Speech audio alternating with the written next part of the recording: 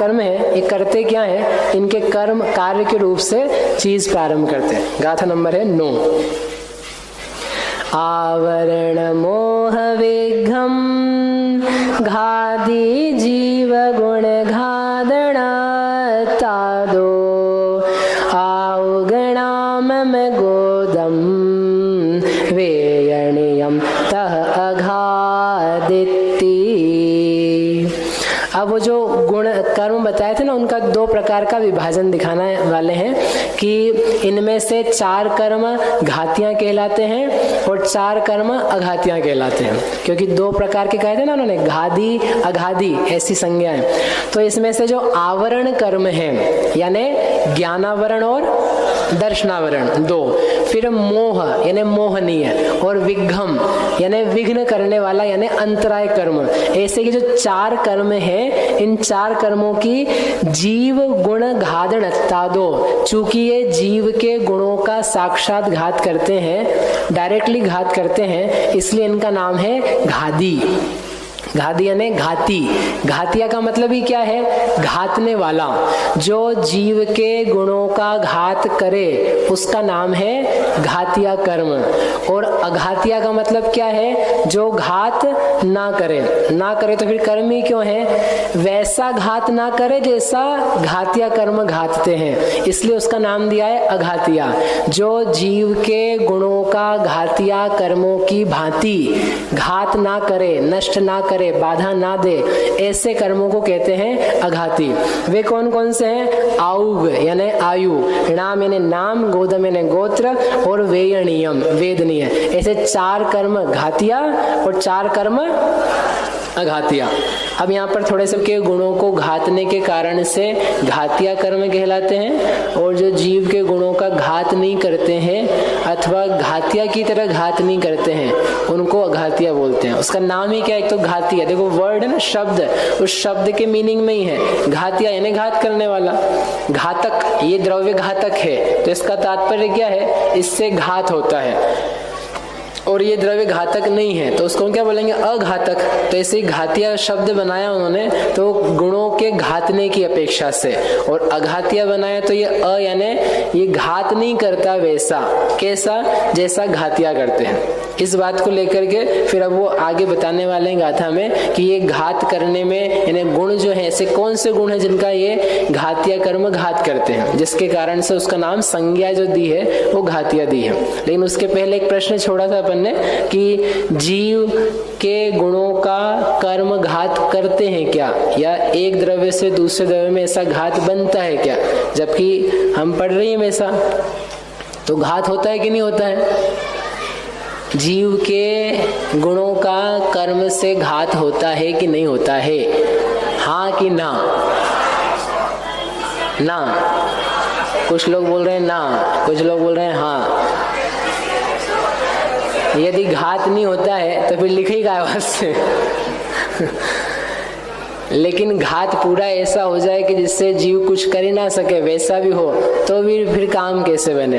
तो इसके लिए अपनी यहाँ बहुत अच्छी व्यवस्था है, वो 2 प्रकार के संबंध बताते हैं, एक है कर्ता कर्म संबंध और एक है निमित्त नैमित्तिक संबंध। ठीक है, तो कर्ता कर्म का अर्थ ये होता है कि करने वाला यानी जो करता है वो डूअर है, और उसने जिस भाव से परिणमन किया, जिस भाव में वो खुद कन्वर्ट हुआ, उसको बोलते हैं उसका कर्म।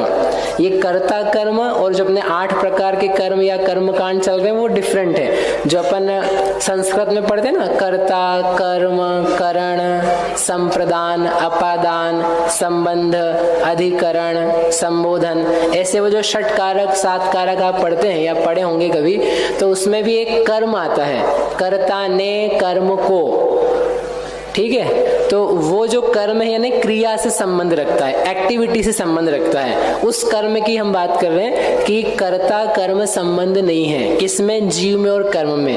क्या अर्थ है इसका, सीधा सच्चा अर्थ है, विस्तार अपन ज्यादा जाएंगे नहीं उसमें, कि जीव रूप ही परिणमता है, और जो कर्म है वे फल भी दें, उदय में भी आए तो वे कर्म ही रहते हैं, वो जीव नहीं बन जाते।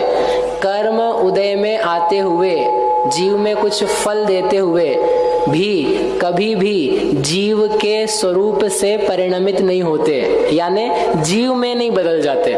ज्ञानावरण का उदय आएगा तो वो उदय वाले जो पार्टिकल्स हैं वो कभी भी भूल करके भी जीव नहीं बनेंगे, ज्ञान नहीं बनेंगे, दर्शन नहीं बनेंगे, वीर नहीं बनेंगे, आत्मिक प्रदेश नहीं बन जाएंगे।